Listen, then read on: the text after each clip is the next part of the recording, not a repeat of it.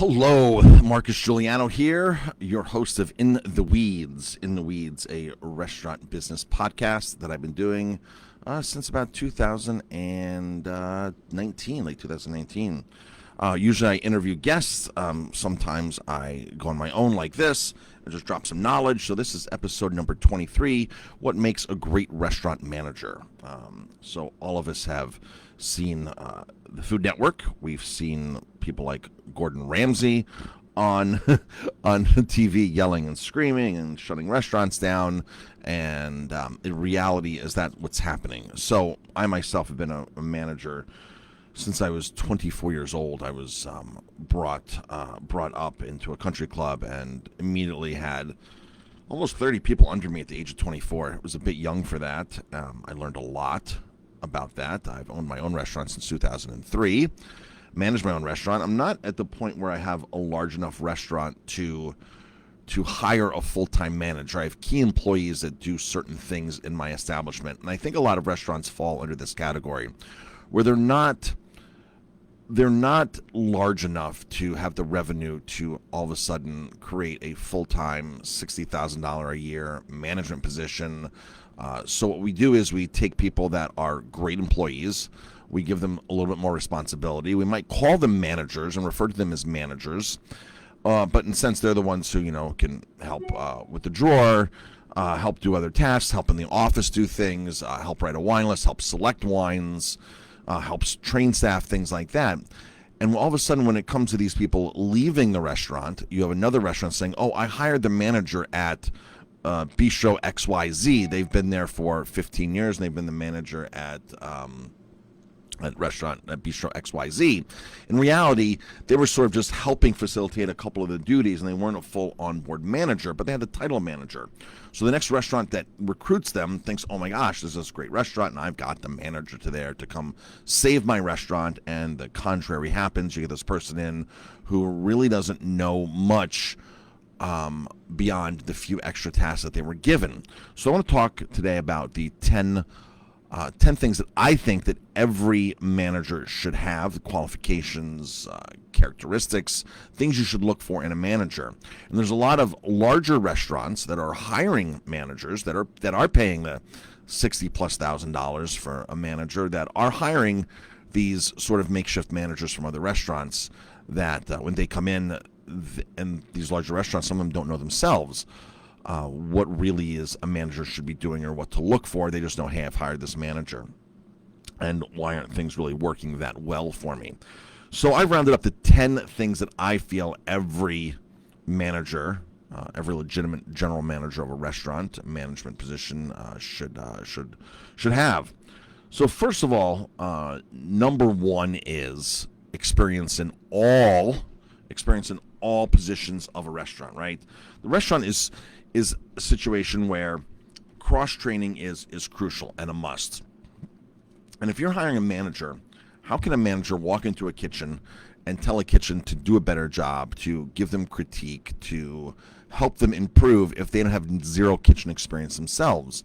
I'm not saying they should be a full onboard chef, but to be able to have cooked in a restaurant for at least one summer on the line is a great qualification for any manager to have.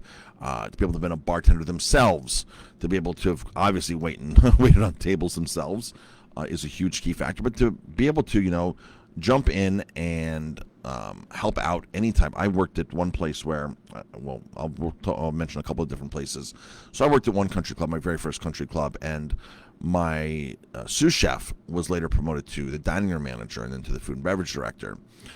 And it was great because he would walk in the kitchen, not like, where's the food, where's this? He'd walk in the kitchen and say, what can I do to help get the food out? What can I do? What needs to be done? Can I send a wait staff team to help do something? This and that. What needs to be done to get the food out? And then the next place I worked at, the manager would walk in, the dining manager would walk in and start yelling, where's the food? Why isn't this? I'm like, listen, calm down. Like, it's coming out. Like, this is a kitchen. Like, don't you know what happens in a kitchen? Like, no, I don't know what happens in a kitchen because he doesn't have kitchen experience. But the other guy had two totally same position, two different operations, two totally different attitudes of how to get things done. So, of course, I would do anything for the first person that I worked with, my first colleague, who was the food and beverage director, Franco. I would do anything for him because he was willing to help me. On the other hand, the second person, Keith, I didn't really help him. We didn't work together. We didn't mesh in meetings together because there was always a lot of tension. And I know, that really the kitchen's not the responsibility of the dining room manager or the food and beverage director, but just the willingness to help goes a long way. And of course, Franco knew the kitchen. Franco knew what to do. Franco knew what we needed. Franco could make suggestions. Franco could help do things. And I knew the dining room. I'd waited on tables before. I waited on tables for many years before I went over into cooking. So that's really important when a manager can actually jump in, make suggestions, and work together with the other departments in the restaurant, whether it's a country club, whether it's a hotel, whatever. So, of course, the second thing is, a manager has to be friendly and outgoing and be able to read a guest. All right, you've got to be able to do that. There's a lot of managers that are miserable people, that are always against being happy. The guests can read that. They don't read guests properly. They always think that every guest is wrong. And of course, I've done an episode on here on how the guest is not always right. However, that takes a lot to prove the guest's not right. A lot to prove the guest's not right. In the meantime, the guest is typically right until otherwise proven, is my theory. And it's, you do what you can to make every guest happy, and some guests just aren't going to be happy. Well, you need a restaurant manager that can actually predict, see how things are going, and be able to move in and schmooze and take over when they have to take over and make things right. I just recently complained at a very beautiful hotel, and I've done this a couple times at some really nice places. I just think, they're just not, they're missing on certain key elements that I feel, let me just let you know, and management just doesn't respond to me. Speak to management, they don't respond to me. They're lacking in the follow-up, and I just want to be heard. Most guests want to be heard, and to not even acknowledge is a disappointment, and that goes back to the characteristics of the manager, just not being friendly, not outgoing, not being able to read a guest, not being proactive, and of course I have one here on communication, but we'll get to that in soon. The one thing that's helped us right now during the pandemic, we have plenty of staff. We have a lot of staff. I have a lot of staff where my staff doesn't get as many hours as they would like, and I'm quite the opposite of most restaurants in the industry right now. And I've always had just enough staff in the restaurant industry. But here's what I think is a key to keeping staff, keeping a team going, is you have to be a coach. You have to be a life coach to your employees. You have to have empathy. You have to understand what their situations are. Let's face it. The people that are working for you are not management material. They don't have the characteristics and qualities that you have. And if they did, they'd be promoted to a manager somewhere, somehow, and they wouldn't be doing other jobs. So we have to understand that people have lives, and if we can help them be a better person, succeed more in their own life, help them financially set goals, help them set goals with health, help them do things. As a coach, you're going to have a team that is more loyal and more dependable and willing to do more for you. We have an amazing team, and I've always viewed myself as not only as a managing the team, but as coaching the team. I'm their coach. I'm their personal coach, their life coach, and I'm also their business coach because I help them coach them in the restaurant, right? So I'm a two-sided coach on here. And while you're a coach, you're also motivating and you're creating culture in the organization. Super, super important. So every manager must have some type of coaching skills. Number 4, this is a big one because I've hired a lot of people that have come in and given me big problems, especially in the kitchen. The one manager position that I hire is in the kitchen. I am a trained chef. I love cooking, but if I'm cooking behind the line, I'm not doing all the other things that a good top manager should be doing, which a lot of this is going through these top 10 here with you. So I get people that are in and say, oh my gosh, yes, I know how to do this. I know how to run food costs. I know how to do this. And the number one thing that a lot of these chefs come in and promise me is, a food cost, and they have no idea how to run numbers. They have no idea how to figure simple food costs. They have no idea how to calculate inventory. So, and of course, they haven't been taught by their managers at the places they've worked at before. Even though they might be the executive chef, the head chef, the sous chef, the chef de cuisine, even though they might be in charge in the kitchen, they're just not taught and held accountable for these very basic key numbers. Numbers do not lie. Numbers are essential to run a successful business. You've got to stay within a certain amount of food costs, labor, combined together, prime costs. You have to know your rent ratios, your mortgage ratios, revenue. You've got to be able to understand a lot of different ratios and numbers and percentages. And I can guarantee you most restaurant managers don't know it, and they're not doing it. And guarantee you if you're an owner or you're a manager and you want your chef to be doing it, you want them to be doing this. This is how the restaurant stays profitable. Keeping your prime costs in line is essentially important to be able to to give people raises without knowing a labor cost is really irresponsible on the part of a manager. Very irresponsible not knowing your labor costs and being able to give people raises. I'm not saying people don't deserve raises and they earn raises, but not understanding what your labor cost is and just randomly giving people raises is irresponsible. So know your numbers is essential. And I would probably say that's one of the most things that a lot of managers just don't know. And again, because they're in a position at a restaurant that's smaller, that can't afford a manager, but they need more help, the owners like myself, and we promote people to key employees that sort of then all of a sudden carry a management title on them, and they're really not doing everything that a manager does, but then the next place hires them like, oh, I just hired the manager from Bistro XYZ, and they must be great because they've worked there for 10 years and this and that was a great restaurant, and you hire this person on board, and this expectations just fall very, very shy. So, no numbers. Number 5, must be a great marketer. You need to be able to, and marketing might not be the main job of the manager. If you're an owner and you're in a smaller operation and you don't have a manager, you don't have the whereabouts financially, you need to know your marketing. You need to study some marketing. Now, you can hire people to do the marketing, which is great, which one of the things here is delegating, and I'll talk about that in a couple more steps.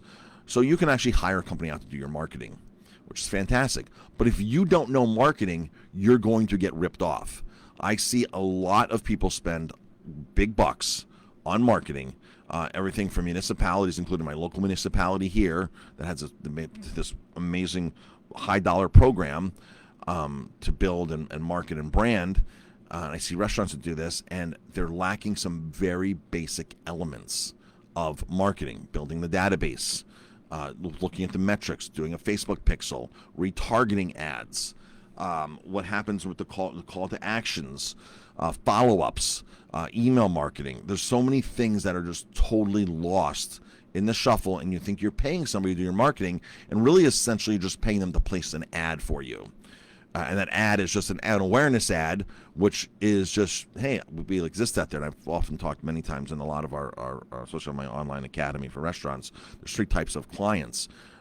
There's slow lane, fast lane, people that aren't even in a lane, right? So, in the passing lane. So there's 3 types of clients: people that you have to tackle to get their attention, people that know you already, and people that have actually eaten with you, and you don't need much more. You don't need to market to them much. The offer doesn't be quite as strong. So there's 3 different types of clients.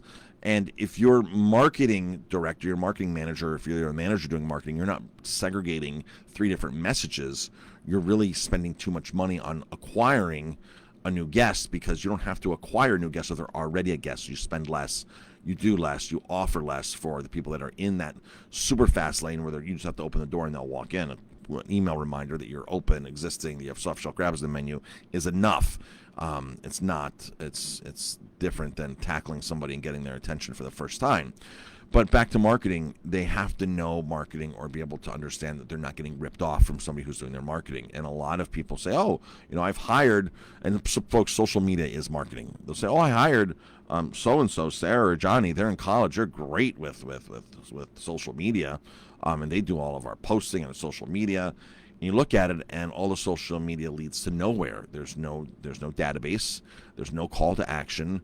There's no metrics on it. They're posting beautiful pictures that just aren't going anywhere. So you must know marketing. Number 6. This goes along lines with being a coach. This is training. A lot of managers think training is something you did. Training is something you do and keep doing and keep doing and keep doing. You have to do constant training when you are a manager. You have to keep training the team and training the team and training the team and training the team. Most places do great orientation. When you hire somebody on, they go through the handbook, the employee handbook. They do this, this, and this, and all of a sudden, 3 months later, they look at one of the staff members and go, "Don't you know that it's in the staff manual? It's in the handbook. We went over that. We went over how to serve bread. We went over where to hang your jacket. We went over on requesting days off." These are things you constantly have to keep reminding and training. Everything from techniques to policies and procedures. Policies and procedures have to be reminded and trained on. These are things you touch up upon in every one of your meetings, every one of your staff team meetings. And workshops. You can create workshops. You don't have to have a lot of people think training is sitting your staff down together and getting upset at them and expressing what they did wrong, and that is totally the wrong way to do training. It's just like training dogs. You have to reinforce what they're doing right constantly, and so it can be on the floor training, and it can be also formalized training in the form of a workshop. It can be a Zoom call, online call. It can be in person, and it can be everything from wine tastings. I ran into somebody who knew me from another restaurant, and they were at another restaurant bartending. And I said, "Oh, I didn't know you worked here." I said, "What do you like about working here?" And they go, "The constant training that we get here is amazing. And I'm learning so much more about wine than I was learning at the previous place I was working." I said, so they do wine workshops. She goes, "Yes, there's constant wine workshops with us. Every 2 weeks, we have a wine workshop. We get to taste wine. The sommelier goes over with us, the styles, the characteristics, the new things." And she goes, "And I'm looking to learn." But that's part of being a coach, creating culture, motivating, training. That all fits into the line there of that. And I got to tell you, a lot of general managers aren't doing wine training because they don't know wine. I was on a recent call with a research group that wanted to know how restaurants pick their wines on their wine list. So they had a variety of people across the board as managers and owners that were on this Zoom call, and they went through and asked us all these questions. I got to tell you, 90% of the people, these managers on this call, don't know wine. They rely upon salespeople. They rely upon great deals. They rely upon things. So they're not getting the knowledge. They don't know the knowledge themselves, so they can't pass the knowledge on to their team, which is what the next step is on delegating. Number 7, you have to be a great delegator. So now at this point, if you don't know wine, if you don't know something, you delegate it out for somebody else. You can even delegate out another team member.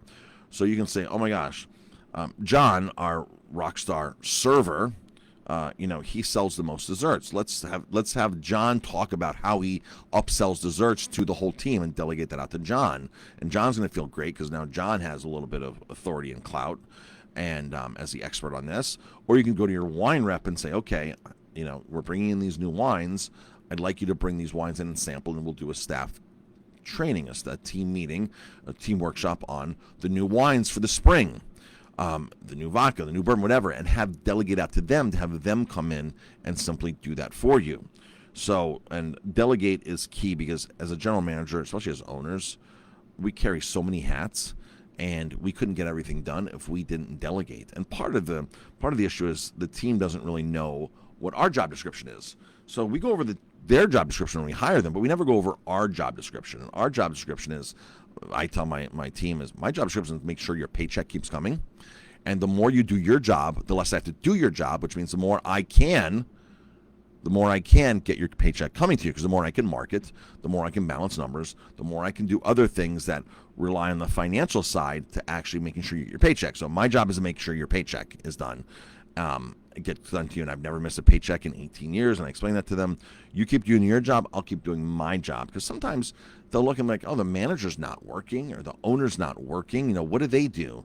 And they don't realize that I'm in my office at 6 a.m. every day doing things and building up the business and doing promotions and emails and doing all these things and balancing the budget and all these kinds of things. They don't understand that. They just see at nighttime me walking around the restaurant, talking to guests, having a great time, maybe having a drink with a guest, schmoozing guests. They just see me doing that. Well, why isn't that manager working? Well, that manager is working. That manager is now doing his part of being friendly and outgoing, which was step number 2 on here, element number 2. That's what they're doing right now. They spent all day long building and opening the restaurant, now only to be able to do that key step of being friendly and outgoing and being able to read a guest and schmoozing. So that is number 7, to delegate. Number 8, you must be a great communicator. Communication is key with everything. And I don't know about, well, I do know. There's so many times I ask team members, go put this on the top shelf in the closet for me.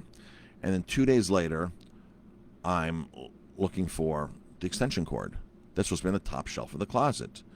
And I'll say to the team member, I say, where did you put that extension cord? Oh, I put it in the above the mop. I'm like, no, I actually put it in the back closet above. Well, I didn't exactly know where that was, so I just put it there. I'm like, well, if you didn't know, you should have asked me.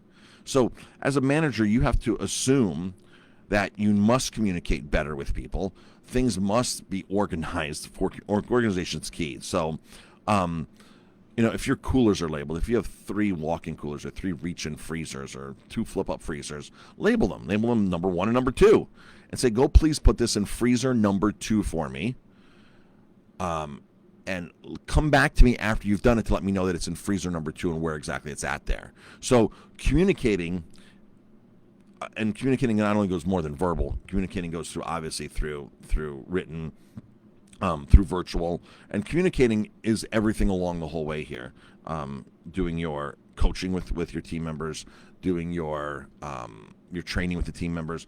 Everything's a matter of communication. It's harder than ever now to communicate with a lot of team members, just because the attention span, just because they're used to things on, and maybe you have to switch up your communication to text messaging, maybe, or some kind of digital thing like that, where you're on some kind of app like Slack or something, where people are actually communicating. I've done this, I've done that, and communicating back and forth. But you must be a great communicator. You must understand that you have to have patience in communicating, and that not everybody's going to understand you the first time, or might not even be the second time. At this point, you have to understand if people are going to be trainable or not and going to fit into the organization. Number 9, you have to be a problem solver. You have to be an amazing problem solver. Some days, all you're going to do is solve problems, it feels like, all day long. So solve problem after problem after problem after problem. This is where experience in all positions in a restaurant come in extremely handy. You're going to have to solve problems like, why isn't our ad working? Why isn't the kitchen getting food out in enough time? Why is this dish just not getting great reviews? Why do I have a high turnover of employees? Why is the hot water heater leaking right now? I better delegate this out to the plumber. So problem solving, you have to be an amazing problem solver. Understand that there are going to be lots of problems to solve in a restaurant. And number 10, set by example. Set by example is key. And this goes back to experience in all positions in the restaurant, being able to jump in and do things, understanding marketing, understanding all these kinds of things. Set by example. People want to know that you're on their team. It was just like Franco, who used to come into the kitchen at the One Country Club and say, "What can I do to help? I'm here to help. What can I do to help? We got to get the food out, or this or that." Leading, setting by example of doing that. All right, that is key to making every piece fit in. Of course, if we could add something else in, patience is a very, very important thing for everybody, especially as a manager in the restaurant industry. Patience is one of those things, but you can put that under one of the other characteristics as well. Being a coach, you have to be patient, being friendly, outgoing, how to read a guest. There's a lot of patience involved in the whole process here of being a restaurant manager. So, if you go on to 50mistakes.com, 50mistakes.com, you can look at all of my tutorial videos, the videos that are like this, food cost videos, all kinds of amazing resources to help you in your restaurant. So 50mistakes.com. It's connected to Restaurant Growth Secrets University, which is an amazing 50 hours of videos in there, tutorial videos on how to run your restaurant, how to do things. It is one of the most in-depth video tutorial courses out there on running restaurants, and that is on Restaurant Growth Secrets University. Go to 50mistakes.com, sign up for my email, and I can always be reached by email at help@50mistakes.com, help@50mistakes.com. And in the meantime, go be profitable, run a great restaurant, and catch one of my next episodes. Thank you, everybody, for tuning in. I appreciate it, and go prosper.